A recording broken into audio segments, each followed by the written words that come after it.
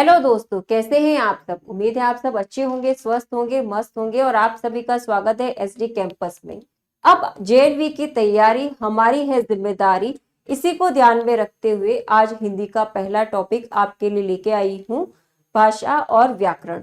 चलिए सबसे पहले हम भाषा और व्याकरण को समझते हैं। भाषा होती क्या है। भाषा जिसके माध्यम से मैं अपनी बात आप तक पहुंचा पा रही हूँ, वो क्या होती है भाषा। और भाषा को शुद्ध रूप में लिखना, किन नियमों के कारण हम भाषा को शुद्ध रूप में लिख सकते हैं, वही क्या है, व्याकरण। चलिए अब इनको हम डिटेल में थोड़ा सा समझ लेते हैं। जैसे भाषा होती क्या है। भाषा शब्द की उत्पत्ति कौन सी धातु से होती है, भाष धातु से। धातु किससे बना है, संस्कृत का जो मेन शब्द हो, मूल शब्द है, वही क्या है, हमारा धातु होता है। ठीक है, तो भाष धातु से हमारा क्या है, भाषा शब्द बना है, जिसका अर्थ होता है वाणी। जिसका अर्थ क्या होता है, वाणी। यानी कि जो भाषा हम बोलते हैं उसको, जिस वाणी से हम बोलते, जैसे मैं बोल रही हूँ, वो क्या है, मेरी वाणी, वही क्या है, हमारी भाषा है। तो भाषा क्या है, भाष धातु से बना है, जिसका अर्थ है वाणी। संकेतों के द्वारा भी वाणी का यह कार्य अल्प मात्रा में हो सकता है, पर इसमें पूर्णता या स्पष्टता नहीं होती। जब भी हम भाषा बोलते हैं या भाषा को लिखा जा सकता है, कई बार हम संकेतों के माध्यम से भी भाषा को दर्शाते हैं, लेकिन संकेतों के माध्यम से जो हम भाषा बोलते हैं वो पूरी तरीके से स्पष्ट नहीं होती। यानी कि मैं जो आपको बोलूंगी संकेतों के माध्यम से, वो आप तक बात पूरी तरीके से नहीं पहुंच पाएगी। वही अगर मैं अपनी बात, जैसे मैं बोल रही हूँ, बोलकर अपनी बात आप तक पहुंचाऊंगी, वो इजीली आप तक पहुंचेगी। और जैसे मैंने अपनी बात लिख कर आपको समझाई है, तो भाषा को या तो लिखकर या बोलकर इजीली समझाया जा सकता है। संकेतों के माध्यम से भाषा को समझना मुश्किल होता है। अब भाषा होती क्या है। भाषा ये होती है जो मानव मुख से उच्चारित होती है। जैसे मैं यहाँ पर बोल रही हूँ, ठीक है, इन शब्दों का उच्चारण कर रही हूं, तो मानव मुख से उच्चारित होने वाली क्या है, भाषा है। इसमें सार्थक ध्वनियां प्रयुक्त होती हैं। सार्थक यानी कि जिनका अपना अर्थ होता है, उन ध्वनियों के साथ जो शब्द आता है वही आपका क्या है, भाषा में प्रयुक्त होने वाले शब्द है। प्रत्येक भाषा में ध्वनि प्रतीक होते हैं, यानी हर वर्ण की और हर स्वर की एक मात्रा है, यानी कि उनके अपने क्या है, ध्वनि प्रतीक होते हैं। प्रत्येक भाषा की वाक्य संरचना की अपनी व्यवस्था होती है। हिंदी में जब भी आप वाक्य संरचना देखोगे तो संज्ञा जहां है वहीं पर रहेगी, सर्वनाम और संज्ञा, और उसके बाद में पद रचना वैसे ही रहेंगे। इसमें लिंग, वचन, कारक चिन्ह कहाँ आएंगे, वो एक क्या है, व्यवस्थित रूप में होती है। शब्द व्यवस्थित रूप से जुड़कर क्या बनता है, वाक्य बनता है। ठीक है, इसमें शब्दों के अर्थ रूढ़ होते हैं, वे बदलते नहीं है। यानी कि शब्द जो है वो हमेशा क्या है, वही रहेंगे, उसमें बदलाव नहीं होगा। जैसे हाथी को हम हाथी ही कहेंगे, जैसे घोड़े को हम घोड़े ही कहेंगे, जैसे मोर को हम मोर ही कहेंगे। उनके लिए हम कोई दूसरा शब्द उस समय नहीं ले सकते। पर्यायवाची लेना अलग चीज हो गई, लेकिन उनके लिए क्या है, वही रूढ़ शब्द प्रयोग में लिए जाएंगे। यह दूसरों तक अपनी बात पहुंचाने का कार्य करती है। जैसे मैं अपनी बात आप तक पहुंचा रही हूं, यही क्या है, भाषा है।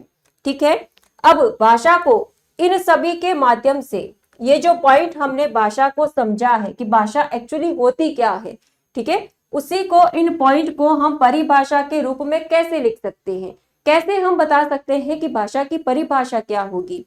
तो भाषा की परिभाषा क्या है, भाषा मानव मुख से उच्चारित ध्वनि प्रतीकों की ऐसी व्यवस्था है जिसमें शब्दों के अर्थ रूढ़ होते हैं। यह एक साधन है जिसके द्वारा मानव अपने भावों, विचारों का आदान प्रदान करता है।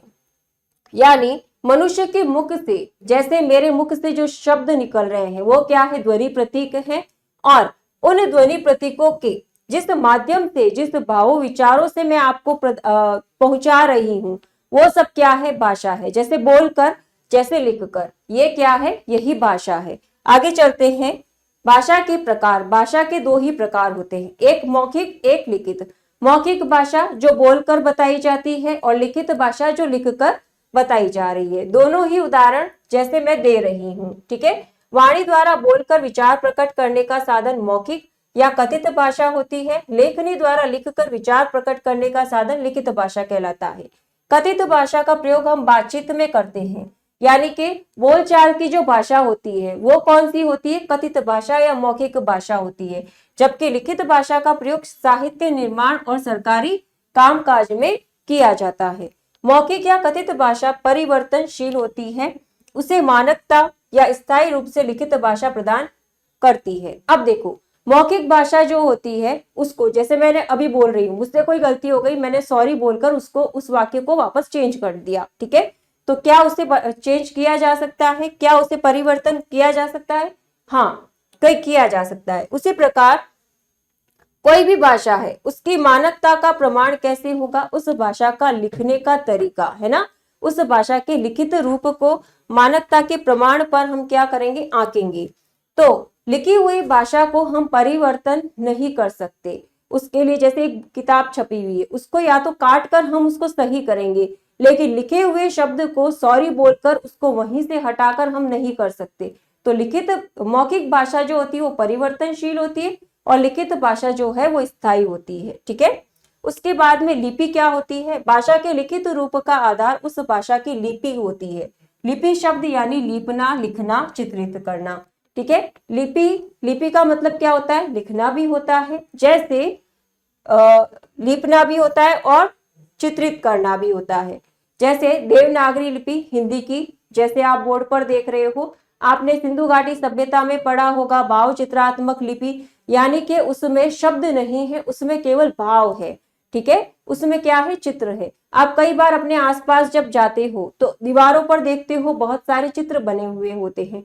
उन चित्रों को जब हम देखते हैं तो हमें पता चलता है कि ये एक कहानी है। अच्छा, इसके अलावा हम कार्टून की बुक्स देखते हैं, ठीक है। उसमें भी क्या होते हैं? चित्र बने हुए होते हैं, जिसके माध्यम से हम उस कहानी को इजीली समझ पाते हैं। ठीक वैसे ही उसे भी क्या बोलते हैं? लिपि कहलाती है वो भी। जैसे सिंधु घाटी सभ्यता में क्या होता है? लिपि होती है, ठीक है। परिभाषा, भाषा के लिखित रूप के लिए जिन ध्वनि चिन्हों का प्रयोग किया जाता है उन्हें क्या बोलते हैं? लिपि बोलते हैं। वही बात आ गई कि लिखित रूप, ध्वनि प्रतीकों का जो लिखित रूप है वही क्या है? लिपि है, ठीक है। नेक्स्ट, प्रत्येक भाषा की अपनी अपनी लिपियां होती है। जैसे हिंदी की देवनागरी, पंजाबी की गुरुमुखी, अंग्रेजी की रोमन और आपका उर्दू की अरबी फारसी मिश्रित लिपि। ये क्या है? ये लिपि है। जैसे हिंदी की कौन सी हो गई? देवनागरी, अंग्रेजी की कौन सी हो गई? रोमन, पंजाबी की कौन सी हो गई? गुरुमुखी, और उर्दू की कौन सी हो गई? अरबी फारसी मिश्रित। यूरोप की प्राय सभी भाषाएं थोड़े बहुत परिवर्तन के साथ रोमन में ही लिखी जाती है। जो यूरोपियन भाषा है, यूरोप का जो एरिया है, उसमें जो भाषाएं बोली जाती है वो थोड़े बहुत अंतर के साथ वो भी रोमन लिपि में ही लिखी जाएगी।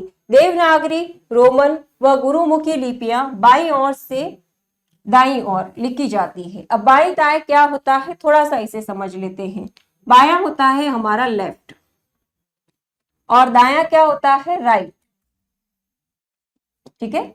सेम यहां पर दाई राइट और बायां लेफ्ट, ठीक है। तो देवनागरी, रोमन, गुरुमुखी जो लिपियां हैं वो हम कैसे लिखेंगे? बाएं से दाएं, जैसे लेफ्ट टू राइट। ये क्या है? देवनागरी लिपि लिखने का तरीका। सेम अरबी फारसी उर्दू की जो लिपि है वो दाएं से बाएं यानी राइट टू लेफ्ट लिखी जाती है, ठीक है। ये बाएं से दाएं और ये दाएं से बाएं, ठीक है। देवनागरी को हम कहां से लिखेंगे? लेफ्ट टू राइट लिखेंगे, बाएं से दाएं लिखेंगे। सेम अरबी और फारसी को हम कहां से लिखेंगे? राइट टू लेफ्ट यानी कि दाएं से बाएं, ठीक है। बोली क्या होती है? देखो, भाषा का जो आरंभिक रूप होता है, जैसे आप अपने घर में जो भाषा बोलते हो वो भाषा ना हो कि क्या है? बोली है। वो क्या है? बोली है, क्योंकि उसे लिखित रूप में नहीं दिया जा सकता, उसे लिखित रूप नहीं दिया जा सकता, इसीलिए वो क्या है? बोली है और एक छोटे से क्षेत्र में बोली जाती है। भाषा की आरंभिक अवस्था, एक छोटे क्षेत्र में बोली जाने वाली भाषा का स्थानीय रूप बोली कहलाता है। बोली केवल बोलने वालों के काम आती है, इसका साहित्यिक रूप नहीं मिलता है, ठीक है। बोली क्या होती है? जिसका साहित्यिक रूप ना मिले, जो एक छोटे से क्षेत्र में बोली जाती है। दूसरा उपभाषा। उपभाषा क्या होती है? जब बोली का विकास हो जाता है और उसको साहित्यिक रूप देना शुरू कर देते हैं, वो क्या होती है? हमारी उपभाषा। तो बोली का जब विकास हो और उसका एक क्षेत्र थोड़ा बढ़ जाए, उसमें साहित्य निर्माण होने लग जाए, तब वह उपभाषा बन जाती है। बोली केवल बोलचाल में ही प्रयोग की जाती है, इसका लिखित रूप में प्रयोग नहीं होता, जबकि उपभाषा का लिखित रूप में प्रयोग होता है, जो कि मैं आपको समझा चुकी हूं। आगे चलते हैं। व्याकरण। व्याकरण शब्द 3 शब्दों से मिलकर बना है, वी, आ और करण, जिसका अर्थ होता है भली भांति समझना। ठीक है, व्याकरण जो है वो 3 शब्दों से मिलकर बना है, वी, आ और करण, जिसका अर्थ क्या है? भली भांति समझाना।